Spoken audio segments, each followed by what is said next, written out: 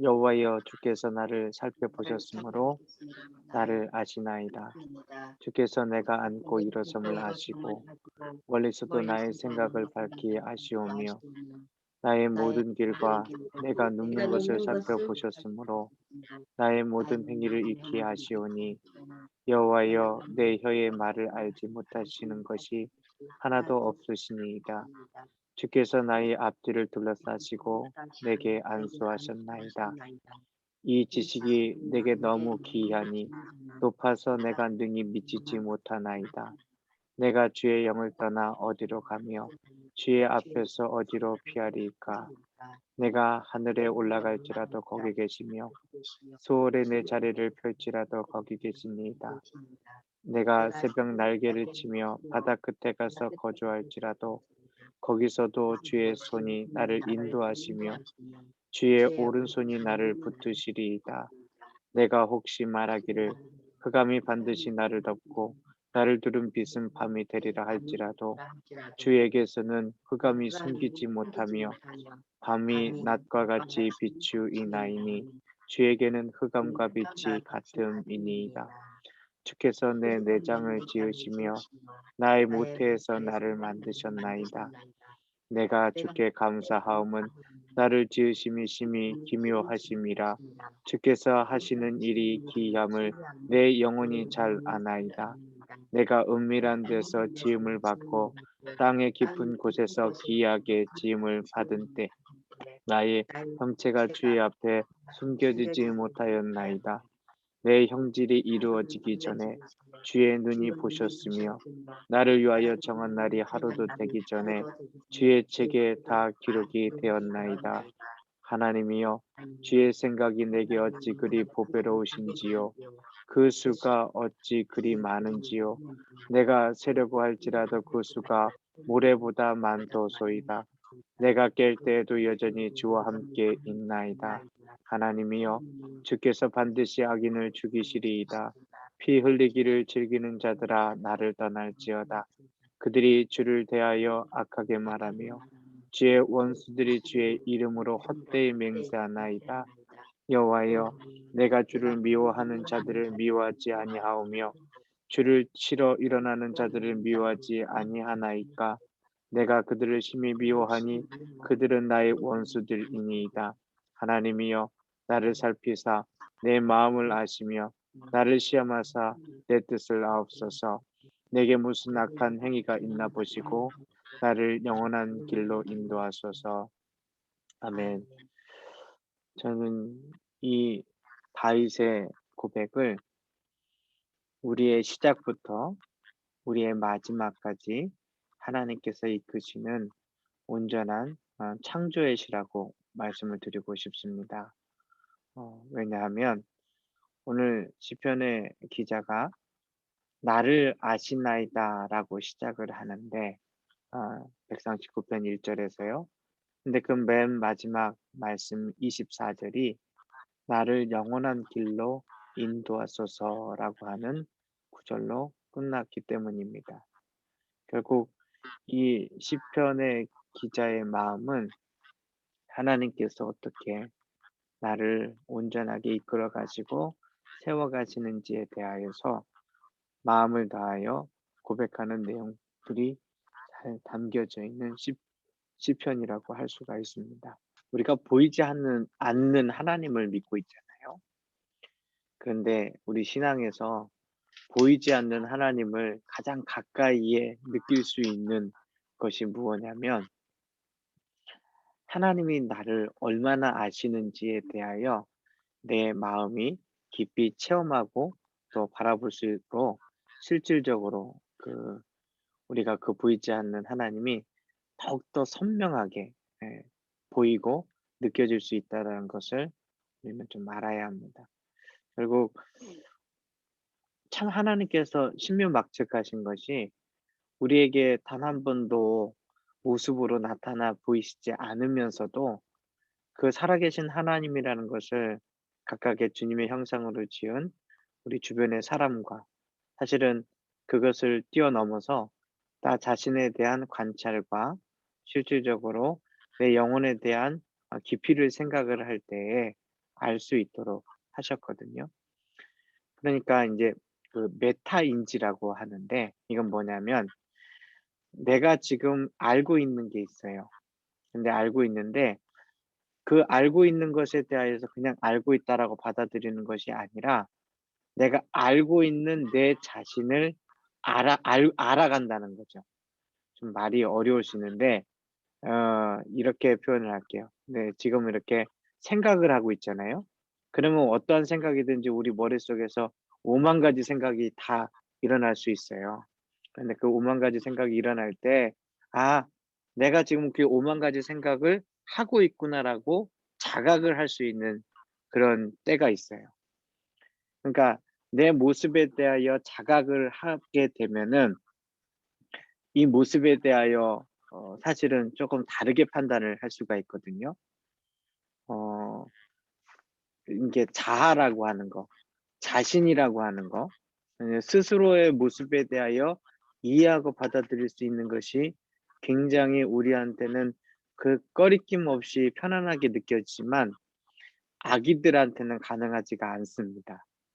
그리고 좀 이렇게 표현하면은 좀 죄송하지만 덜 떨어진 어른들도 내가 누구인지에 대하여 아무런 생각이 없이 살아갑니다. 그런데 우리가 하나님을 만나고 하나님께서 우리의 삶 가운데 함께 하시는 것을 알게 되면 가장 근본적으로 일어나는 변화가 내가 어떠한 존재인지에 대하여 나 자신에 대하여 이해하고 받아들이게 됩니다. 지금까지는 그러니까 부모님이 지어 주신 이름 혹은 친구들이 얘기하는 별명과 같은 내가 생각하는 어떤 이미지와 형상이 실질적으로 나라고 착각을 하면서 살거든요. 그런데 신앙 가운데에서 바로 세워지면 그 보이시지 않는 하나님이 내가 누구인지에 대하여서 분명하게 이해하고 받아들일 수 있게 되게 하신다는 거죠. 그 내가 누구인지에 대하여 이해하고 받아들이지 않으면 우리의 삶이 어떤 형상이 보이냐면 이렇습니다. '아, 나는 내 인생이 우리 아빠 때문에 너무나도 힘들어. 아, 나의 인생이 우리 언니 때문에 실질적으로 내가 이렇게 피해만 입고 살았어.' 혹은 어떤 충격적인 트라우마나 삶의 어떠한 순간을 지나오면서 그 어떤 한 사람 때문에 '아, 나는 지금 이것밖에 못해.' 혹은 '이러이러한 모습이 그 영향력으로 있었어.'라고 어 자신을 가두고 살게 돼요. 인제 그것을 해결하려고 어떤 심리적인 상담을 받는다든지 또 실제적으로 자기 마음에 그것을 풀어가기 위해서 때로는 뭐 이렇게 정신줄 놔 버린다고 하잖아요. 그 정도로 그냥 통제 없이 스스로를 살아간다든지 뭐 이럴 수 있다는 거죠. 그런데 사실은 내가 어떠한 취급을 당하든지 누군가 어릴 때 부모님이 속상해 가지고 뭐 이렇게 뭐 무슨 욕을 하면서 이렇게 얘기하시는 거 있잖아요. 뭐 이러한 존재가 아니라 하나님이 나를 어떻게 보시는지에 대하여서 이해하기 시작하면 나 자신에 대하여 하나님이 받아주시는 것만큼 하나님께서 이끌어 가시는 것만큼 받아들이고 또 그것에 대하여 감사할 수 있는 힘이 있다는 거죠. 송명희 이 시인이 나라고 하는 노래, 나 가진 재물 없으나 나 가진 지식 없으나 공평하신 하나님이 나에게 나 남이 없는 것 같게 하셨네. 이 찬양의 고백이 그냥 그 몸이 비틀어지고 그 내성마비로 그 힘든 삶 가운데서 한 여인의 삶 가운데는 한 번도 예뻐 보이게 보일 수도 없고 실질적으로 다른 사람이 도움이 없으면 아무것도 할 수 없는 한 자그마한 체구의 여자가 실질적으로 자기에게 '왜 나는 이렇게 태어났나요? 왜 나는 이러한 모습밖에 없나요?'라고 하는 아마 어릴 때는 스스로의 우울하고 힘들고 어려운 시절이 있었을 수도 있습니다. 그런데 하나님이 나를 이해하시는 모습 가운데에서 자신을 바라보게 되니까 감히 "나 남이 없는 것 같게 하셨네."라고 고백하고, 그 고백이 우리에게도 울림이 되고 실질적으로 우리 각자의 삶 속에서 하나님께서 그렇게 나를 아시고 이해해 주시고 또 받아주신다라는 것이 믿음으로 느껴진다는 거죠. 결국 신앙이라고 하는 것이 하나님에 대하여서 하나님만 절대적으로 믿고 따라가는 것은 처음에 시작이지만, 시간이 지나가면서 우리를 바꾸시는 하나님, 우리를 이해하시는 하나님, 우리의 삶 가운데 역사하시는 하나님께서 이제 어떻게 우리를 알게 되고 우리의 믿음이 성장하게 되냐면, 지금은 내가 온전하고 완전한 모습이 아닐지라도 내 삶의 자리 속에서 하나님께서 분명히 큰 일을 하시고 나를 이끌어 가시는 하나님을 신뢰하기 때문에 내 삶도 분명히 그 신뢰로운 하나님께 내어 맡기고 신뢰할 수 있다라고 고백할 수 있다라는 것이죠. 하나님께서 나를 신뢰하시는 것만큼 내가 나 스스로를 신뢰해 가는 것은요, 이거는 자만심이나 교만이 아닙니다. 뭐 아이들 말로 자뻑도 아닙니다. 그거는 우리의 연약한 자리를 누구보다도 먼저 처절하게 깨닫는 것을 전제로 하고 있어요. 그러니까 나는 죄인이라고 하는 사실이, 나는 하나님의 손끝 안에서 놓여져 있다라는 것을 알고 기대하는 사실이, 사실은 나는 아무것도 아니지만 그리스도의 보혈로 구원받은 나의 형상과 모습은 하나님께서 가장 값진 대가를 사고 그 대가로 말미암아 오늘 내가 살아 숨쉬고 24절에 있는 것처럼 영원한 생명길로 이끌어가는 상황인 것을 알기 때문에 나는 교만함은 없어지고 하나님이 주신 자신감은 가득 채워져 가는 삶이라는 거죠.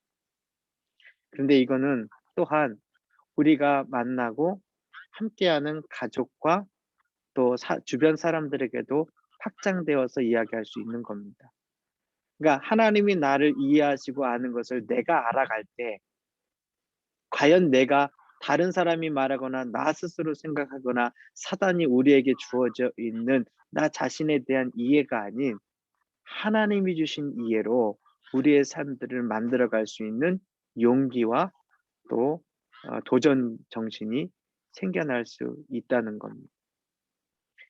이것을 가지고 그리스도인이 서 있는 것이지, 내게 무슨 자격이 있거나 내가 어떠어떠한 단계에 이르렀기 때문에 나는 이러이러한 직분도 맡고 이러이러한 일도 한다라고 생각을 하면, 그때부터 우리의 삶 가운데 오히려 나는 이해하지 못하고 내가 되고 싶은, 혹은 내 욕심이 되고 싶은, 내 마음이 되고 싶은 것으로서 하나님께서 내게 말씀하시지도 않은 것을 나의 모습으로 착각해서 나에 대한 환상을 가지고서 살아갈 수 있다라는 거예요. 그래서 오늘 말씀 가운데 시편의 기자가 나보다 나를 더 잘 아시는 주님이라고 하는 그 의미로 이 적어져 있는 내용들을 보면서 하나님에 대한 온전한 신뢰가 실질적으로 하나님이 나를 아시는 것으로 대한 신뢰가 되어서 우리의 삶에 그 어떠한 순간에서도 흔들리지 않고 주의 말씀으로 우리의 삶을 내만져가는 그러한 시간과 자리가 된다라는 거죠. 자, 좀 구체적으로 좀 살펴보도록 하겠습니다. 자, 1절 보시면 나를 살펴보셨으므로 나를 아시나이다. 사실 공부도 그러하고 어떠한 과목도 그러하고 하다못해 운전을 하려고 하더라도 브레이크가 어디 있고 핸들이 어디 있고 또 악셀레이터가 어디 있는지 이 눈으로 보고 머리 지식으로 뿐만이 아니라 이 전체적인 몸으로써 다 확인하고 실제적으로 알아야만 가능한 일 아니겠어요? 그런데 하나님은 우리를 지으시기 전부터 우리를 살펴보신다라는 겁니다. 이게 이 살펴보신다고 하는 것이 단순하게 우리들의 행동을 달아보신다거나 아니면 나를 그냥 이렇게 한번 훑어보신다라는 게 아니에요. 나는 생각하지 못하는, 우리가 사실 어디가 좀 아플 때 그 아픈 부위를 열심히 살펴보고 그거를 '어떻게 하면 해결할까.'라고 생각을 하잖아요. 그런데 하나님께서는 머리카락 하나에서부터 우리 세포 하나하나에 이르기까지 다 살펴보시면서 우리를 아신다라는 겁니다. 사실 오늘날 컴퓨터가 0과 1이라고 하는 단순한, 두 개의 불이 켜졌다 꺼졌다고 하는 단순한 것을 가지고서 이렇게 오늘 문명도 만들어지고 오늘 이렇게 원거리에서 통화도 하고 이걸 다 이루었잖아요. 그런데 그보다 더 복잡한 인간이라고 하는 이 DNA는요. 이 DNA는 딱 4 개의 코드를 가지고서 그 엄청난 DNA들을, 그 단백질의 염기서열들을 다 만들어 놓았어요. 그런데 그 하나님께서 그 수학적인 규칙과 모습으로 만들어 놓은 것을 이제 쪼끔 우리가 아는 상황인데, 실질적으로 그 하나님께서는 그 만들어 놓으신 규칙 그 이상으로 우리의 삶의 모든 것들을 체험하고 알고 계신다라는 거죠. 그러니까 하나님께서 나를 살피신다라고 하는 마음이 있으면 사실 아픈 부위에 주님께서 손을 얹고 낫게 하시는 것 그 이상으로 내 삶의 모든 과정, 그 과정이라고 하는 것은 우리가 태어나서 일생을 마감하는 그때까지의 과정뿐만 아니라 하나님의 나라에 서게 하는 그 모든 것까지 알고 함께 하신다라는 것을 우리는 고백하는 것이죠. 그리고 그 하나님을 신뢰하는 것이죠. 그래서 그 이야기에 대하여서 2 절부터 5 절은 이렇게 얘기를 합니다.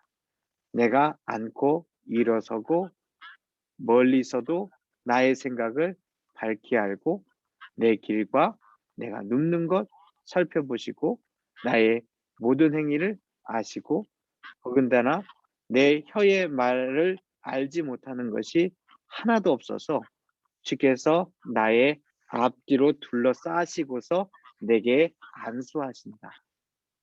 자, 혹시 지금 이 성경 공부를 하면서 주님께서 저 먼 하늘 창공에서 가장 가까이 우리 앞뒤에서 우리의 모든 모습을 지켜보시고 함께 하시는 것이 느껴지십니까? 잘 느껴지진 않을 수도 있는데요.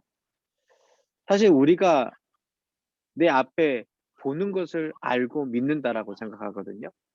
그런데 그것도 너무 한계가 많아요. 왜냐하면 우리 눈이 앞에 달려 있잖아요. 귀도 앞쪽으로 향해 있잖아요. 그러다 보니까 누군가 만약에 제 뒤로 잠깐 와 가지고 뒤통수를 한 대 탁 친다고 하면 아마 우리 구역자님들이 옆에서 알려주지 않는 이상 저는 속절없이 그냥 한 대 얻어맞고 말 겁니다. 우리가 전부 다 아는 것 같지만 실질적으로 내가 보는 거, 내가 듣는 거, 내가 한정되게 바라보는 것만 실질적으로 타인에 대해서도 알고 나에 대해서도 생각해요. 근데 흔히 이런 얘기를 하잖아요. 자기 자신에 대하여 제일 모르는 게 자기만 모르고 다른 사람은 다 안다. 자기에 대한 평판은 그 사람은 모르지만 다른 사람들은 벌써 소문이 가지고서 다 들려진다. 하나님은 우리의 내가 알고 있는 것뿐만이 아니라 내가 모르는 것, 그리고 내가 신경조차 쓸 수 없는 것까지도 다 알고 계신다라고 시편의 기자가 고백하고 있어요. 그런 하나님께서 어떻게 하시느냐? 내게 앞뒤로 둘러싸시고 안수하여 주신대요. 사실 자녀들이 가만히 보면 원하는 게 엄마가 따뜻하게 안아주는 거거든요. 더 좋은 거는 엄마가 앞뒤로 서서 이 아이를 감싸 안고서 안아주면 이 아이에게는 걱정할 것이 없습니다. 뭐 말로 표현하지 않아도 '아 나는 사랑받고 있구나. 엄마의 사랑을 앞에서, 아빠의 사랑을 뒤에서 받고 있구나라고 느껴지거든요. 하나님을 바라볼 때 우리는 그 마음이 느껴져야 합니다. 주님께서 나의 앞뒤로 둘러싸시고 내게 안수하신다라고 말씀하실 때, 이 말씀이 아무리 힘들고 어렵고 외로운 상황이라고 할지라도 나에게 힘이 되고 능력이 되는 것을 알아야 합니다. 자, 나의 삶에 주님이 없는 곳이 있을까? 없다라고 오늘 시편 기자는 7절 말씀부터 계속 이야기합니다. 내가 주의 영을 떠나 어디로 가며 주의 앞에서 어디로 피하리까? 하늘로 올라갈지라도 거기 계시고 깊은 수월에 내 자리를 펼지라도 거기 계십니다. 자, 수월이라고 하는 단어를 이렇게 풀었네요. 무덤, 땅 밑세계, 죽음의 상태를 가리키는 말. 보통 성경에서는 음부라고 표현한다. 그러니까 우리들이 가장 높이 올라갈 수 있는 것은 하늘 끝이지만 가장 깊이 떨어질 수 있는 것은 결국 죽어서 묻히는 무덤의 자리잖아요. 그래서 내가 가장 숨쉬며 다른 사람들에게 보여지는 그 어떤 높은 권좌에 있더라도 하나님은 계시고, 다른 사람들은 모두 다 살펴보지 않는, 죽음이 있고 난 다음에 아무도 살펴보지 않는 그 썩어짐의 자리, 저 무덤의 자리까지의 내 자리를 펴고 거기에서 생명이 닿을지라도 거기에도 하나님이 계시다라는 거죠. 그래서요, 그 고백을 9절부터 12절 사이에 다시 펼쳐가지고 이야기합니다. 자, 하늘에 어떻게 올라가겠어요? 가려면은 날개가 있어야겠죠.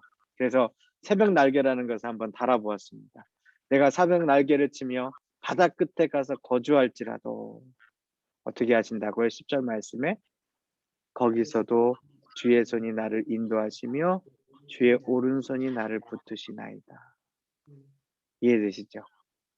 아무리 높은 자리에 서있지라도 주님께서 붙드시는 손길에서 벗어날 수 없다. 느부갓네살 왕이 자신의 권좌가 높다 한들 하나님의 손 가운데 하나님이 그 권좌를 주시지 않으면 그는 들짐승과 함께 이슬을 맞아가면서 미친 자로 살 수밖에 없었죠. 자, 마찬가지입니다. 우리들이 스월의 자리가 11절과 12절 말씀에 이렇게 표현되어 있어요. 내가 혹시 말하기를 흑암이 반드시 나를 덮고 나를 두른 빛은 밤이 되리라 할지라도 주에게서는 흑암이 숨기지 못하며 밤이 낮과 같이 비추이나이다. 주에게는 흑암과 빛이 같음이니이다. 이해되시는지요? 사람이 인생을 살다 보면 사는 날이 차라리 죽는 것보다 못하다라고 느낄 때가 분명히 있습니다.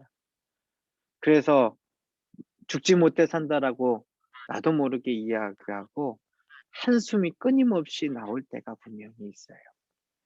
그래서 우리의 삶의 자리는 깊은 절망 가운데서 야, 내가 이렇게 캄캄한 세상이 있을까? 아, 나에게 어떠한 빛이 있을까? 또 어떤 희망이 있을까라고 느껴지는 그 순간. 마치 묻혀진 시체와 같이 나에게는 아무것도 할 수 없는 순간이 된다고 할지라도 자, 그때도요.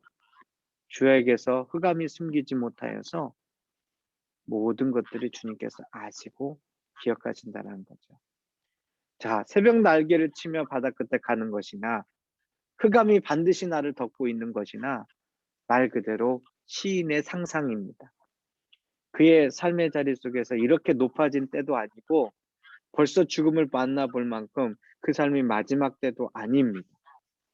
그러나 주님이 나를 기억하시고 함께 하시는 것이 가장 높은 곳에서부터 가장 낮은 곳에 이르기까지 다 함께 계신다는 것을 알 때 우리의 삶에 내가 어떠한 자리에 있든지 걱정하지 않고 감사하며 주를 신뢰하며 나갈 수 있는 것이죠. 이제 근본적인 이야기로 들어갑니다. 자, 지금 저희가 한 가정에 우리 이성산 집사님 귀한 자녀를 위하여, 둘째를 위하여 하나님께서 그 모태에서 잘 지으시고 건강하게 태어나게 하시기를 원하면서 중보하면서 기도하고 있는데요. 오늘 지금 내가 마음에 들고 마음에 들지 않고, 젊었거나 나이가 많았거나 예쁘거나 못생겼거나 키가 크거나 작거나 뚱뚱하거나 홀쭉하거나 상관없이 하나님께서 우리를 어떻게 지으셨는지에 대하여서 그 말씀이, 자, 13절 말씀에서 이야기해요. 뭐라고 얘기하냐? 자, 주께서 내 내장을 지으시며 나의 모태에서 나를 만드셨나이다. 자, 이거는 위대한 신앙의 고백이에요. 보통 가끔 애들이 속상하면 왜 날 태어나게 해가지고 이렇게 고생시키냐고 가끔 이렇게 얘기를 하면은 엄마 마음이 속상하죠. 누가 날 나라고 했냐고 이렇게 말하면 속상하죠. 어, 속도 모르고, 너 난 덕분에 얼마나 고생하고 힘든지 속도 모르고. 그런데 그렇게 엄마에게 이야기하는 철부지 아이가 어느 순간 신앙이 자라서 이렇게 고백할 수 있다고 믿으십니다. 주께서 엄마 아빠가 서로 사랑해서 내가 태어난 것이 아니라, 물론 그 말도 맞기는 하지만 실질적으로 하나님께서 내 내장, 오장육부를 지으시고 내 모태에서 나를 만드셨다. 그런데 그 만드시는 과정이, 우리가 가장 신비로운 과정이, 여인이 태중에 아이를 베고 있어서 그 아이가 태어날 때까지 생명이 만들어지는 과정을 가장 신비롭게 생각을 하고 가장 소중하게 여기지 않습니까? 근데 그때 하나님께서 그 모든 것을 만드셨다라는 것을 알게 되면 우리의 삶에 그 어떠한 모습이라고 할지라도, 뚱뚱하다라고 할지라도, 못생겼다라고 할지라도 그것 자체가 감사하고, 오늘 내가 장애가 있어서 여러 가지 불편하고 힘이 든 것이 있다고 할지라도, 혹은 아픈 자리가 있어서 너무나 이 아픈 것 때문에 고통스럽고 인생을 연명하는 것이 정말 힘이 든다고 할지라도, 하나님 안에서 나를 해석하고 그 하나님께서 나를 만드신 것에 대하여 14절과 같이 감사의 고백밖에 나오지 않습니다. 보실까요? 14절부터 자 16절까지 다 지으시는 하나님인데, 13절부터 제가 쭉 읽어볼게요. 내가 주께 감사함은 나를 지으심이 심히 기묘하심이라. 주께서 하시는 일이 기이함을 내 영혼이 잘 아나이다. 내가 은밀한 데서 지음을 받고 땅의 깊은 곳에서 기이하게 지음을 받을 때에 나의 형체가 주의 앞에 숨겨지지 못하였나이다. 내 형질이 이루어지기 전에 주의 눈이 보셨으며 나를 위하여 정한 날이 하루도 되기 전에 주의 책에 다 기록되었나이다. 자, 앞에 있는 새벽 날개나 흑암을 숨기지 못하는 것도 그 시인의 상상 가운데 자신을 이해하는 바입니다. 그런데 오늘 지금 말씀 가운데 13절부터 16절에 있는 것은 말 그대로 신앙이죠. 보이지 않는 것에 대하여 그 보이는 믿음을 입술로 고백하는 것입니다. 그런데 이게 누가 시켜서 이렇게 되는 것이 아니라, 우리가 하나님을 묵상하고 하나님을 의지하다 보면 주님께서 우리에게 주시는 생각이 여기에까지 이른다라는 것입니다. 아니 뭐 다윗이 얼마나 똑똑한 사람이길래 우리가 생각하지도 못한 이것을 해냈겠습니까? 아닙니다. 우리 모두에게 이러한 마음과 생각을 주님께서 부어주시는 거예요. 주의 책에, 그 생명책에 우리의 이름이 기록되어 있고, 우리의 삶의 과정들이 기록되어 있고, 우리의 삶의 순간순간들이 다 채워지시는 하나님의 기묘하심으로 나를 지으셨다. 이것을 우리가 알 때 행복하지 않을 수 없습니다. 자, 이제 하나님이 나를 생각하고 기대하시는 마음에 대하여서 자기 자신이 할 수 있는 것과 또 자기가 지금 현실 속에서 이해하지 못하는 것을 대비하면서 설명하기 시작합니다. 17절 말씀에 주의 생각이 내게 어찌 그리 보배로우신지요. 그 수가 어찌 그리 많은지요.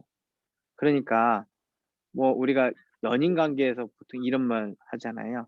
나는 너 생각만 해. 라고 얘기하죠.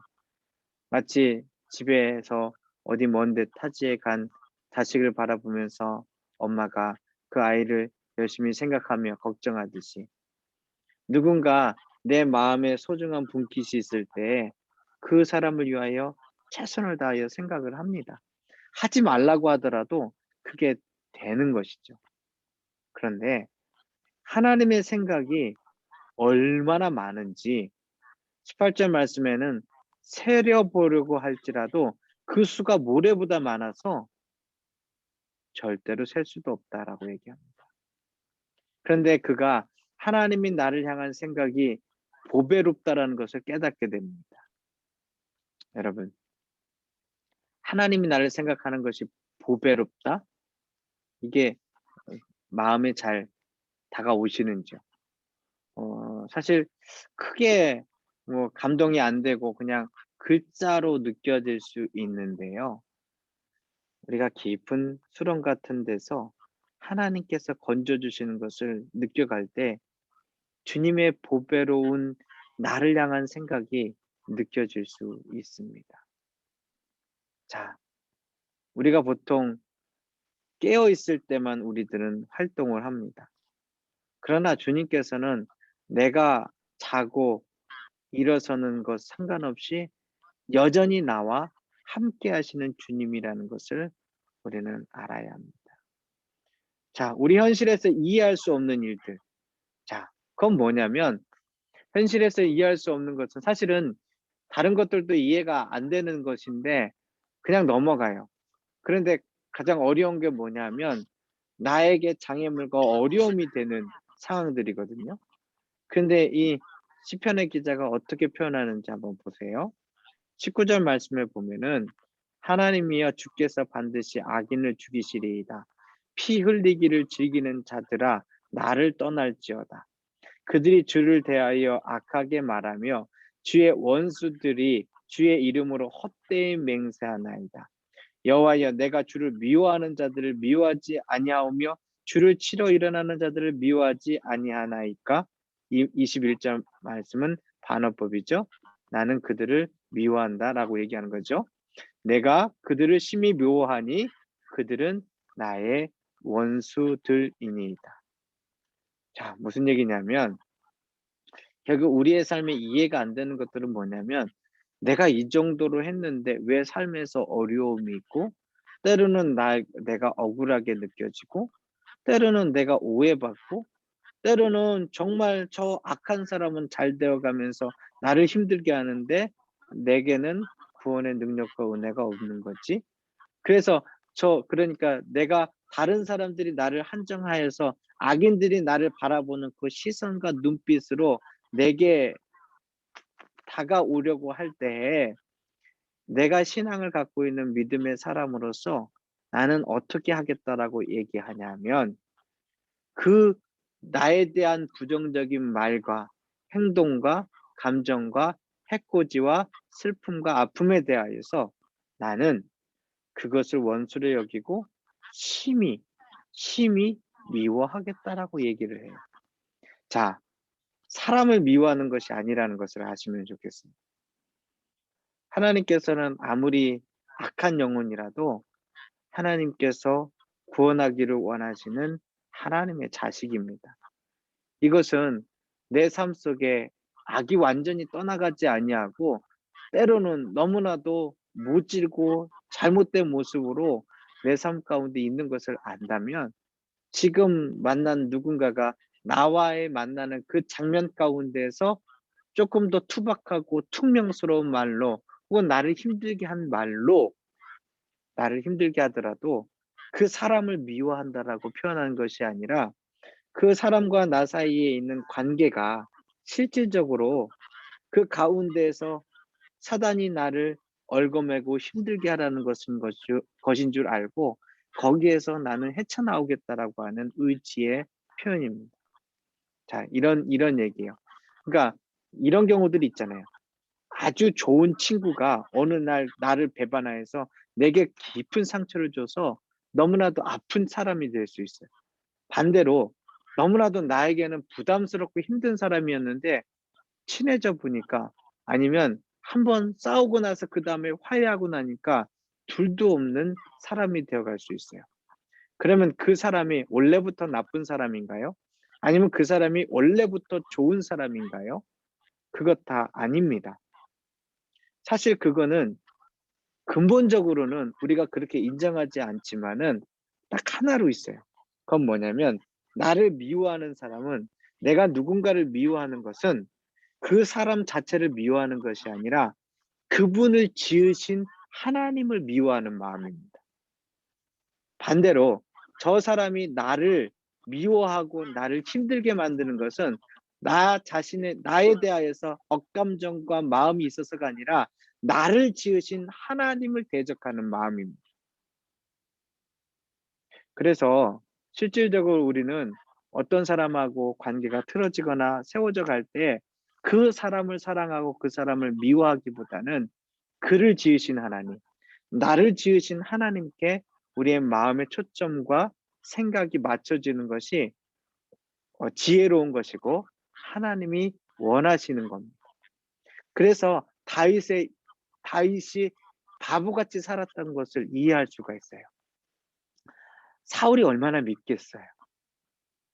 자기를 죽이려고 하는 그 사울. 할 수만 있으면 그 사울을 완전히 무너뜨리고 싶은 게 인간적인 마음이겠죠. 그런데 그 다윗은 그를 세우신 분이 하나님이라는 것을 기억했어요. 그를 세우신 분이 하나님이셨기 때문에 그 하나님께서 세우신 그 왕을 그가 그 성질대로 치고 그를 미워하기보다 그를 붙들어 주실 하나님께 더 간절히 그 자신을 붙들어 달라고 기도하면서 나아갈 수 있었죠. 반대도 마찬가지예요.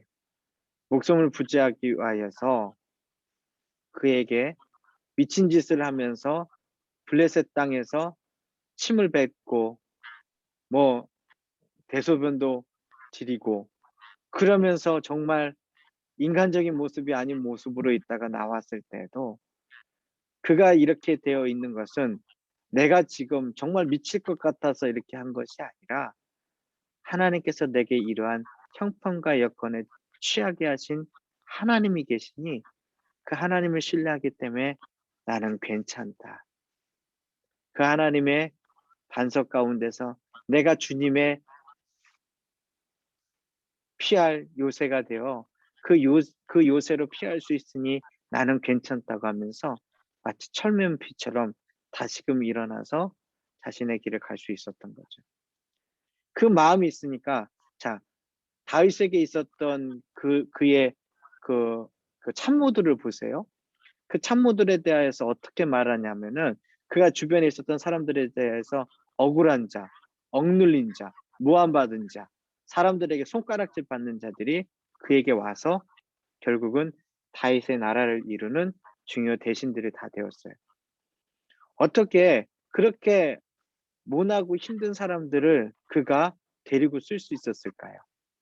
그거는 그 자신이 실질적으로 '아, 저 사람 한 사람 한 사람은 이러이러한 재능이 있어.'라고 생각해서 그런 것이 아니고, 저 사람을 붙드시는 하나님이 계시다라고 하는 것을, 저 사람과 나 사이에 하나님이 계시다라는 것을 알았기 때문에 그 마음으로 그를 본질적인 모습으로 바라볼 수 있으니, 나에 대하여서 본질적인 모습으로 바라보고 그 앞에 있는 사람을 향하여서 본질적인 모습으로 바라보니까 그들의 약점과 연약한 모습들은 조금씩 조금씩 사라지고 하나님이 그를 사랑하고 이끄시는 모습대로 그에게 온전하게 나타나지는 것을 알게 되는 거죠. 그래서 물론 부정 아버지의 마음이 있어서 그러기도 하지만은 그 압살롬이 그를 반역하여서 그가 쫓겨갔다가 그 압살롬이 죽었을 때 압살롬아, 압살롬아, 내가 너 대신 죽었더라면 하면서 이야기하는 것이 진심으로 하나님의 마음으로 다가올 수 있는 것이죠. 개인이 훌륭해서 그런 것은 아닙니다. 자, 그래서 마지막 이렇게 고백하죠. 하나님이여, 23절 말씀입니다. 나를 살피사 내 마음을 아시며 나를 시험하사 내 뜻을 아옵소서. 내게 무슨 악한 행위가 있나 보시고 나를 영원한 길로 인도하소서. 자, 이 앞에 있는 세 가지는 하나님이 나를 살펴봐 달라고 하는 겁니다. 내 마음을 아시는 거, 나를 시험하시는 거, 나의 행위 가운데 악한 것이 있는 거. 근데 이 모든 것들은 실질적으로 한 가지를 하려고 하는 거예요. 그건 뭐냐면 나를 영원한 길로 인도해 달라고 하는 그의 기도의 간구입니다. 그러니까 짧은 인생을 가지고서 전부 다를 생각하고 바라본 것이 아니라 영원한 나라, 하나님의 나라에서 내가 왔고 그 하나님의 나라로 다시금 돌아가는 것을 알아서 그 가운데에서 내 삶이 이끌어져 가고 지금 사실은 이거를 도덕적으로 살겠다라고 하는 다짐으로 보시면 안 돼요. 그 도덕적인 삶이라고 하는 것은 실질적으로 우리의 노력과 방법으로 뭐 부단히 노력해서 해 나간다기보다 우리가 하나님을 더 알아가면 하나님을 더 이해하고 받아들이면 그리고 더 중요한 거는 하나님이 나를 아시는 것만큼 나 자신을 알고 이해하기 시작하면 그러면 말씀에 있는 것처럼 내 마음이 주님이 원하시는 마음으로 채워갑니다. 내 뜻이요 주님의 뜻으로 채워갑니다. 내 행위가 주님이 하시고자 하는 행위들로 채워갑니다. 어떠할 때요? 하나님이 나를 아시는 것을 내가 인지하고 받아들일 수 있을 때 가능합니다. 자, 좀 말씀을 정리를 해 볼게요. 오늘 오늘 시편의 기자의 이 아름다운 시구 가운데 결국은 하나님이 나를 아시는 것만큼 내가 스스로를 이해하고 그 하나님의 신뢰를 내 스스로에게 신뢰롭게 만들어 가겠다라고 하는 것이 신앙의 내용입니다. 우리가 절대적인 어떤 타자, 절대적인 지존자로서 하나님을 바라보는 것은 동전의 절반밖에 안 됩니다. 일반적으로 신을 바라보는 것은 이렇게 바라봐요. 위대한 신이 있어서 그 신 앞에서 무조건 내가 봉양을 하고 내가 무조건 엎드려지고 이렇게 해야 된다. 혹은 반대로 생각해요.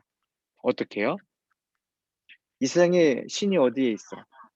내가 깨달음이 있어야지. 그 깨달음 가운데 나는 영원부터 영원까지 있는 지나가는 찰나에 비어 있는 존재야. 뭐 이렇게 말을 하면서 나 자신에 대하여서 집중을 합니다.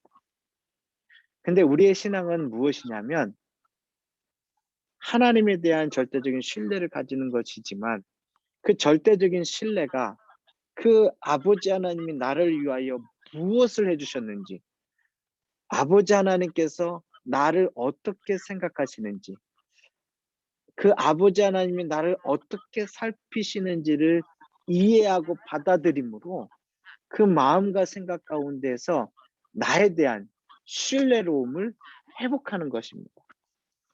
이것은 극기나 도덕적인 삶이 아닌 하나님께서 아담과 하와를 보시며 보시기에 좋았더라 말씀하셨다.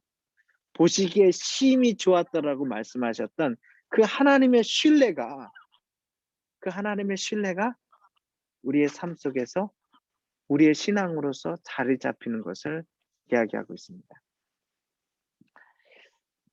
제가 제 개인적인 얘기를 하나 드릴게요. 저 아이들이 이제 그 어렸을 때 뭐 지금이야 조금 더 컸지만은 가끔 엄마 아빠한테 안 혼나려고 이런저런 거짓말을 하잖아요. 근데 제가 어느 날을 이 아이를 혼내다가 순간 어떠한 생각이 들어서 이렇게 얘기했어요. "아빠는 아들아 너를 믿어. 믿어. 너가 혹시 거짓말을 했을지라도 너를 믿어. 라고 얘기했어요. 이 말은 아빠가 잘 알고 있거든. 알고 있으니까 "너 어디 거짓말하고 있어?" 혼내고 싶어서 했던 얘기가 아니에요.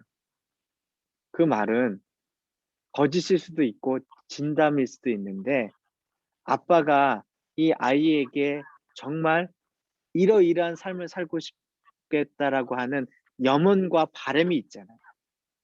그러니까 그 염원과 바람이 세워지기 위해서 지금 아빠가 하는 것은 지금 행동이 미심쩍 같기도 하고 말이 미심쩍기도 하고 하지만은 결국은 너를 신뢰하며 "너 인생이 그렇게 세워질 거야."라고 하는 아빠의 사랑의 마음이 있지요. 하나님께서 우리를 뭘 보고서 신뢰한다고 말씀하실까요? 변함이 많은 우리 인생을 무엇을 가지고서 신뢰하신다고 하실 수 있을까요? 그런데 하나님은 우리를 신뢰하십니다. 나를 너무나 잘 아시기 때문에 보통은 나를 너무나 잘 알면 "아 내가 그거 못하죠."라고 얘기하는데 그 하나님은 우리를 너무나 잘 아시기 때문에 하나님께서는 영원한 생명의 길로 인도하실 것을 아시고 우리의 삶을 믿어 주십니다. 우리의 신앙이 회복해야 될 것이 바로 그겁니다. 하나님이 우리를 신뢰하시는 것만큼 우리 자신의 모습 가운데서 그 신뢰하시는 하나님 앞에 나아갈 수 있는 모습으로 그 하나님을 바라볼 수 있다면 그리고 나 자신에 대하여 이해하고 받아들일 수 있다면 우리 삶 속에 그 어떤 것을 주는 것보다도 더 위대한 하나님의 사랑이 부어진 바 될 것입니다. 그리고 그렇게 하려면 제 말씀에 대하여 깊은 묵상과 시간과 고민이 계속해서 쌓여져야 합니다. 우리 신앙 헛거 아닙니다. 우리 기도하는 내용 헛거 아닙니다. 말씀 있는 거 헛거 아닙니다. 주님 앞에 찬양하는 거 헛것 아닙니다. 운동선수가 남들이 보지 않는다고 해도 그 자신의 운동을 게을리하지 않고 최선을 다해서 기초 체력을 기르면 그것은 어느 순간인가 그의 실력과 또 여러 장면 가운데에서 완숙함으로 나타나게 되어 있습니다. 우리의 신앙은 하나님에 대한 신뢰로움을 가지고서 주님께서 나를 신뢰하시는 것에 대하여서 다시금 이해하고 받아들이면서 조금씩 조금씩 깊어가는 겁니다. 그 깊어가는 시간들이 많아지고 단단해질수록 우리의 삶 속에 흔들리지 않고 주님께서 가게 하시는 그 정도로 걸어갈 수 있도록 인도하시는 거죠. 네. 여기까지 말씀드리겠고요. 우리가 말씀을 묵상하고 그러니까 서로가 나눌 수 있는 거에 대하여 깊이 생각해 보면서 스스로 찾아내는 그 힘을 기르셔야 돼요. 이게 어디에서 또 필요한 거냐면은 엄마가 아이들을 신앙적으로 양육하는 데 있어서도 필요합니다. 사실 인제 요즘은 여러 가지 인제 시간적으로 뺏기다 보니까 뭐 핸드폰부터 시작해 가지고 뭐 여러 가지 뺏기다 보니까 그렇지 못하는데 실제 잘해야 되는 건 뭐냐면은 이 뭐 부부 사이도 대화가 없어서 힘들잖아요. 아이들하고도 깊은 인생에 대한 대화들을 해 하셔야 돼요. 근데 그 깊은 인생에 대한 대화가 그냥 뭐 어쩌다가 뭐 이렇게 뭐 "너 이렇게 잘 돼야지." 뭐 "이래야지. 공부 잘해야지." 이런 얘기 말고 아이들의 마음 가운데서 끌어낼 수 있는 스스로 사실은 정말 하고 싶은 얘기들은 마음속에 묻어두고 혹은 인지하지 못하고 이렇게 있거든요.